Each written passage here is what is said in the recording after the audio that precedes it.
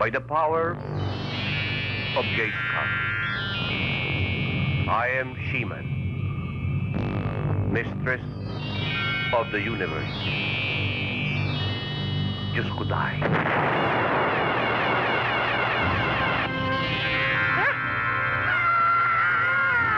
Nina!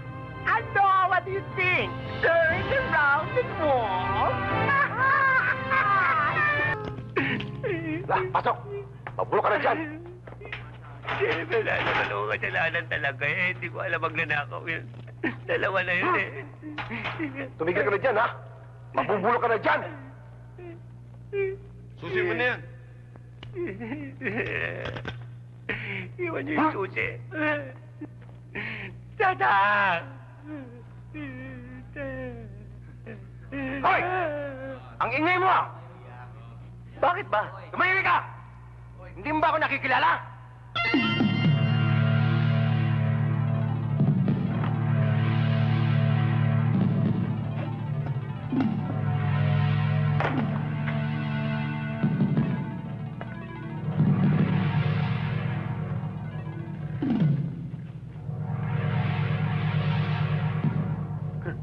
Joaquin Bordado and the Bordado Dancers. Sige! Ano niya ka, ha? Alak na lang! Baba, may ahas ka pa! Alipia, tsaka Rose! Uy! Agila! Agila!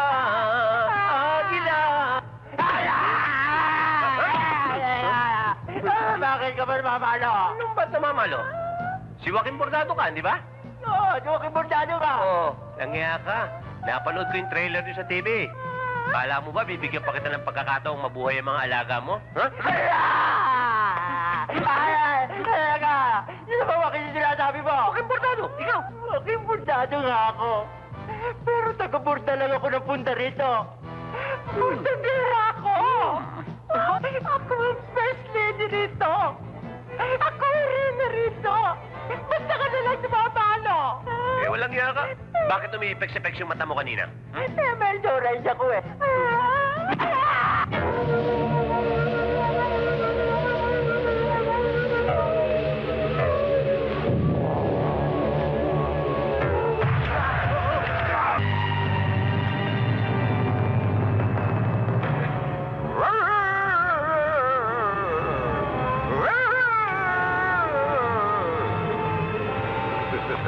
Paring Panchang, sumasalok lang ang mga anak ko.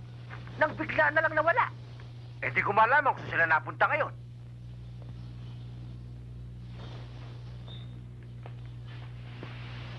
Masama na ito, Berto. Kailangan kumilos na tayo. Ang pinagtatakan ko lang, yung markang buhok. At tulad mo nung nasa pinto ni Parang Ilyas, nung mawala ang kanilang mga anak. Baka yun ang palatandaan ng mga taong kumikidnap sa mga bata. Baka nga. Pa, kinakailangan magkaroon tayo ng ronda. Nasa ganun, mapangalaga ng mga bata rito sa nayon. Dapat. Good morning, Ma'am. Nag-aaral na kayo, ha? Yes, Ma'am. Kaya, alam mo na ba pagkawala ni Ato at Tipako? Nawawala rin sila? Ano? Nawawala? Ang ibig mong sabihin, nawawala rin sila? Tumigil ka nga, sasapak lang kita. Oo. At talaga ngayon, nakakasiguro na kami na may kumikidnap dito sa mga bata sa nayon. Ang bahala ko sana ay magtayo ng isang grupo na magbabantay at maghahanap sa mga kidnappers. Oo, sangayon ko kami sa mukha ni Berto.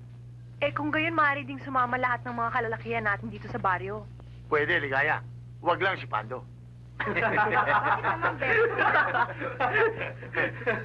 Kilala mo naman si Pando. Saksakan ng dugang taong yan. Tena na, mga bata.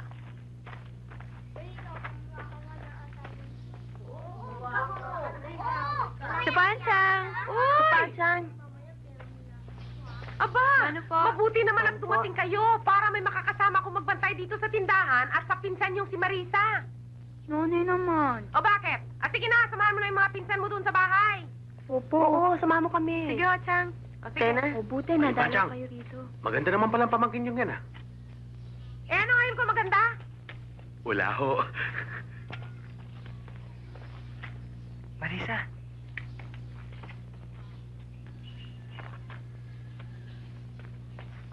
Marisa, Oh, bakit nandito ka na naman? Makita kang inang.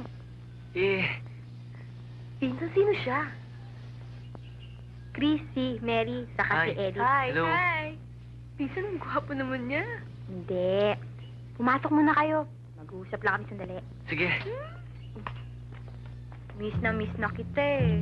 namimiss na rin kita eh. Huwag kang ipulukan! Nandito ka na naman! Halika't papatayin kita! Yan! Ilang wag! Umalis ka kung hindi kang tatagayin ko!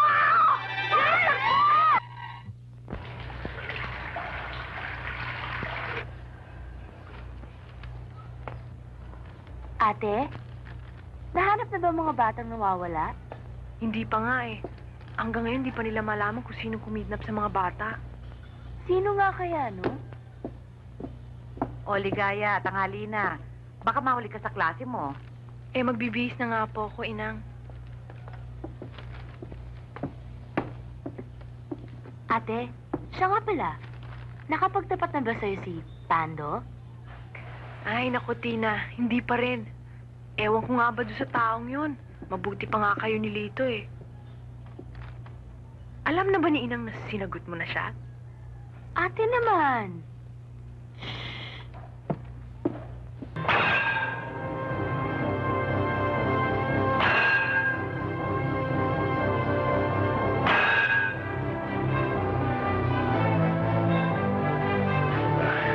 Sobra na ang kunat mo. Kailangan ka nang masuhin. Salamat, Tio.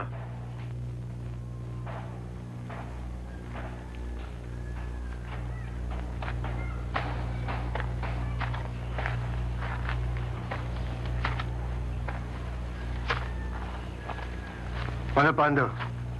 Kumusta yung dalawa? Ayos na, Chupaing. Pero, Chupaing, ano sa palagay niyo? Ano kaya ang dahilan ng biglang paglalaho na parang bula ng mga bata rito?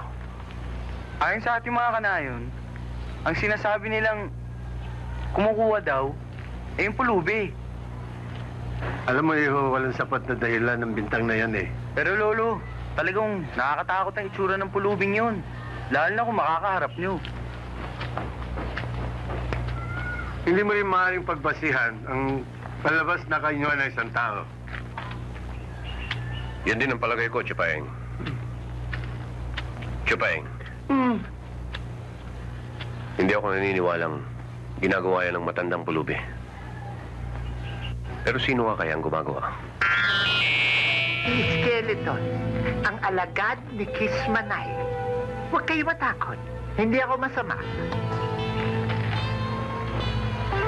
Ang pangalan ko ay Gay Skull. Ang dating mistress of the universe. Sinong skeleton at kismanay ang tinutukoy niyo? Sila ang umagaw ng aming kahariang Gay Skull. Gay Skull? Anong Gay Skull? Hindi kaya galing sa mental ang isang to. Hindi pa ako nasisira ng bait, hoy. Matino pa ako. Isinumpa lang ako ng malupit na si Kiss Manay. Nang tanggihan ko ang kanyang niluluhog na pag-ibig. Ano ang katauhan ng kismanay na yan? Isa siyang malupit na bakla. Eh, paano mangyayari sinabi mo? Eh, sa tono ng pananalita mo eh, sa matandang badap. Hindi ako tunay na badap. Aba, yan ay bunga ng sumpa ng mahaderang Kiss Manay. Hindi ako makakabalik sa akin tunay na katauhan. Hanggat hindi ko tinatagabakan niya pag-ibig. At hanggang sumumpa ako na kakalimutan ko ang aking pagdangit katapatan kay Prinsesa Alexia. Sino naman tong Prinsesa Alixiang to? Prinsesa ng Gay Skull. Bihag ng mahaderang Kiss Manay. Marahil ay narurunong mga batang dinudukot nila rito. Sandali lang. Ano naman ang kinalaman ng mga bata dito sa amin sa mga kaguluhan ninyo? Aba, eh di na kayo mga bata. Tulad ng ginawa nila sa Gay Skull. Para makapadali ang kanilang pagsakop at pagbihag sa amin. Dahil alam nila na malapit ang aming mga loob sa mga bata. Eh ano naman ang dahilan nyo at napasagsag kayo dito sa aming bayan? Ayon sa aming matapat na manghuhula, isang tagalupa lamang ang makakadaig kay Kismanay at sa kanyang mga alagad. At yan ay sa tulong ng aking nalalabing kapangyarihan. Say, ma? Wa ko say. Ako, wala ko say. Baw na lang, luka pa sa sky. Ang ibig niyong sabihin may agimat kayo. Yes, darling. At ikaw ang napipisil kong pagbigyan nito. Ako? My lips are sealed. If I know. Oo. Kung may papangako mong tutulungan mo ako. Naniniwala ba kayo sa sinasabi ng matandang yan?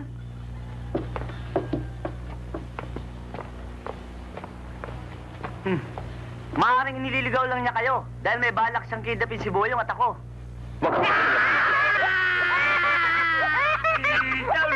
Nauluan mo. Inabot Maaari kong patunayan na wala akong kinalaman sa misteryosong pagkakawala ng mga batang yon. Pues patunayan mo, no, ha?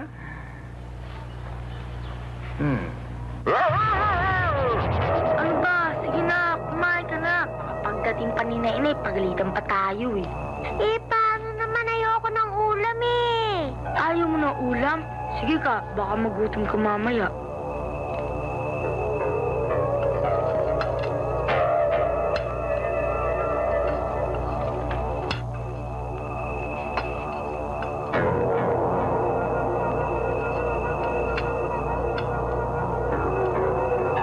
Sige na nga, kuya. Kakain na rin ako. Oh, kita mo na nga. Ano gusto mo? Langganisa. Oh, naniniwala ka na hindi ako ng mga bata dito.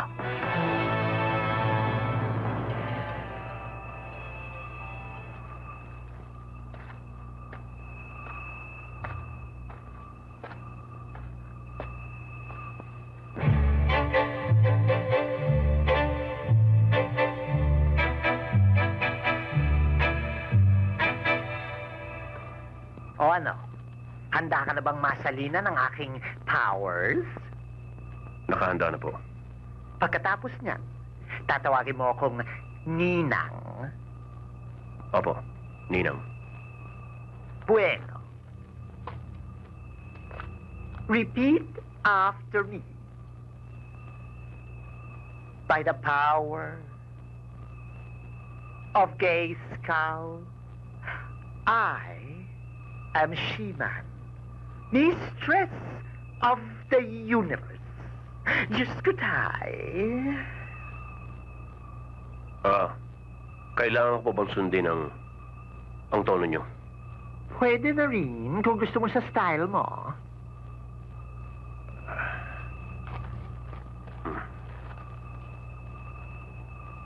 By the power of Grayskull, I am She-Man, mistress of the universe.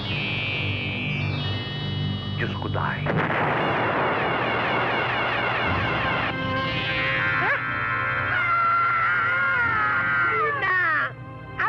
What do you think? Turn around and walk.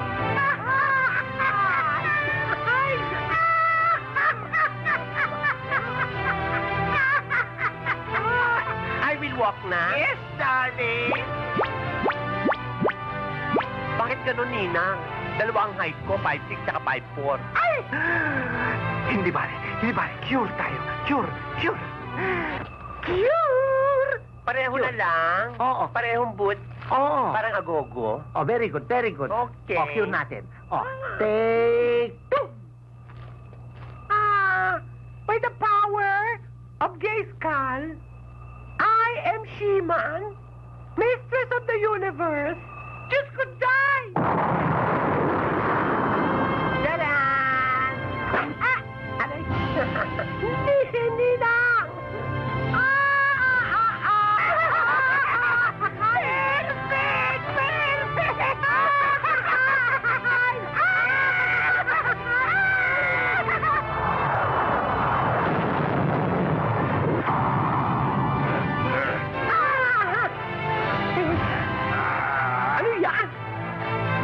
mga tauhan ni Skeleton. Tama. Masusubukan mo ang power na binigay ko sa iyo. Tayo na! Sugod!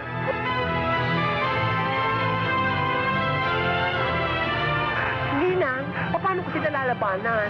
Gamitin mo yung scepter mo. Pwede yung maging abaniko. Pwede rin maging payong. Pwede rin niya maging espada. Espada? Ay! Oo nga!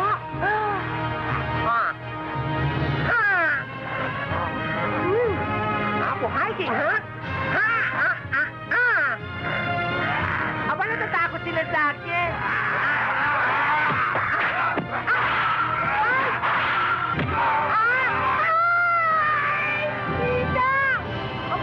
Ano, wala kayong mga karapatan. Ano, magkita ko, mali ka rin. Kumali kayo, hindi matapos ang lessons natin.